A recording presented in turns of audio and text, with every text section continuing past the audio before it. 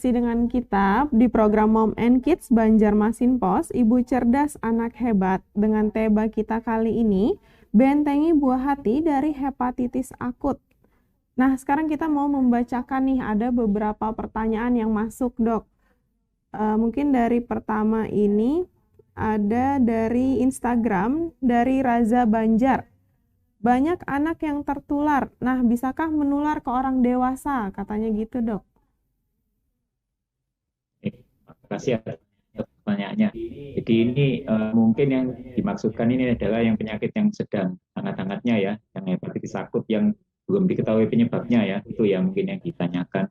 Jadi memang untuk penyakit ini memang ternyata yang menyebabkan gejala yang sampai berat itu adalah pada anak-anak ya. Jadi kalau penyakit yang hepatitis akut yang belum diketahui penyebabnya ini sampai hari ini memang sudah menyebar di 21 negara ya. Kemudian penderitanya mungkin sudah ratusan ya di Indonesia sendiri. Kalau tidak salah sampai hari ini sudah sekitar 18 orang yang curiga ya, tapi masih curiga, tapi masih belum menunggu hasilnya ya.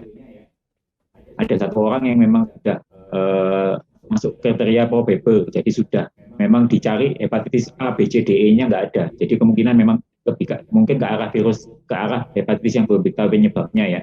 Jadi apakah ini bisa menular pada dewasa ya? Memang kita memang untuk pastinya masih belum tahu ya. Tapi kemungkinan kalau memang penularannya ini secara saluran cerna, istilahnya fekal oral ya. Jadi dari biasanya kalau hepatitis ini yang menular lewat saluran cerna itu misalnya kotoran dari orang yang sakit itu akan mengandung virus ya. Jadi kalau penularannya fekal oral ya masih sangat dimungkinkan ya penularan pada dewasa ya. Namun mungkin karena pada dewasa ini gejalanya ringan ya mungkin dia nggak sampai berobat seperti itu ya. Jadi kalau pada anak-anak mungkin gejalanya berat ya. Jadi untuk saat ini memang kita belum bisa memastikan apakah bisa menular pada dewasa karena penyebabnya sendiri sampai saat ini memang belum begitu dipastikan ya. Jadi memang terduga adalah infeksi adenovirus tipe 41, tapi memang itu masih suatu teori. Jadi kalau memang adenovirus tipe 41 memang penularannya itu lewat saluran cerna, jadi mungkin masih bisa juga menular ke orang dewasa, namun mungkin gejalanya nggak seperti pada anak-anak. Jadi mungkin cenderung lebih ringan karena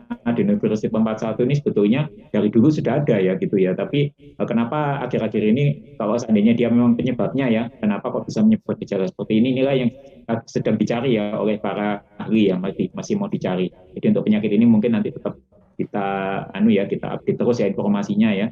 Jadi tetap orang dewasa tetap kadang-kadang mungkin dia nggak sakit tapi dia bisa membawa juga virusnya ya. Jadi itu memang harus agak sedikit hati-hati ya. Untuk hepatitis ini apa juga bisa menular melalui keturunan, Dok? Bagaimana cara pencegahannya?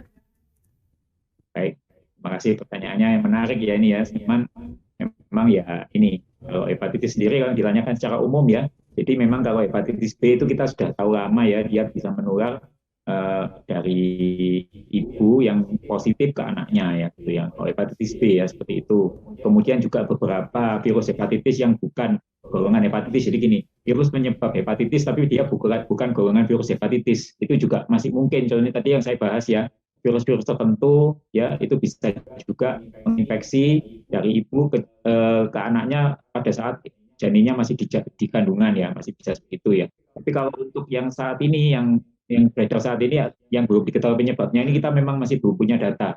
Jadi apakah seandainya seorang ibu yang terkena virus ini bisa menularkan ke bayinya, maksudnya mungkin keturunan maksudnya seperti itu ya. Jadi itu kita memang masih belum punya data ya, gitu ya. Ya itu masih sangat mungkin nanti kita tunggu data selanjutnya ya. Tapi yang jelas kalau hepatitis B itu memang iya bisa ya. Jadi makanya dicegah dengan imunisasi dan juga pemberian imunoglobulin pada bayinya yang baru lahir seperti itu.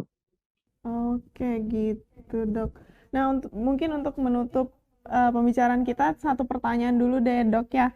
Dari Baik. Daki Kwek di YouTube. Jika penderita hepatitis sembuh, apakah ada efeknya nanti untuk kehidupan sehari-hari? Dan apakah bisa kambuh lagi, katanya, Dok? Baik, terima kasih. Jadi tadi ya kalau ini yang ditanyakan hepatitis yang secara umum ya.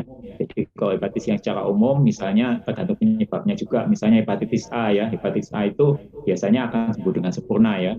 Nah, tapi memang ada yang kambuh lagi. Jadi kambuh lagi ini kadang-kadang ada dua tipe sebetulnya. Yang satu itu mungkin virusnya belum pergi dari badannya, ada yang seperti itu. Tapi biasanya itu agak jarang atau mungkin kadang ada juga yang sampai terinfeksi ulang ini lebih jarang lagi ya. Jadi biasanya kalau hepatitis A itu biasanya begitu kena ya dia sudah langsung sembuh ya. Jadi begitu sudah sembuh dia nggak akan kena lagi, mungkin nggak terlalu ada efeknya di kemudian hari ya.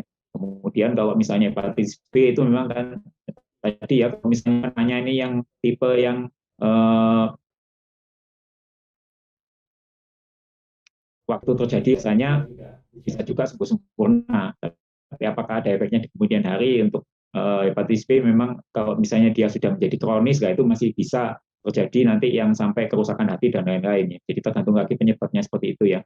Kalau hepatitis yang saat ini, hepatitis yang belum diketahui penyebabnya, ini kita juga masih belum punya angkanya ya, karena kan sangat baru penyakitnya ya. Jadi sebetulnya kan dari angka yang cukup banyak itu penderitaannya itu yang meninggal kok nggak salah berapa ya, nggak terlalu banyak ya sebetulnya ya. Jadi apakah yang sembuh itu nanti akan baik-baik saja, itu nanti mungkin kita akan melihat ininya ya, pengamatan jangka panjangnya dari pasien-pasien yang sudah sembuh itu ya, gitu ya.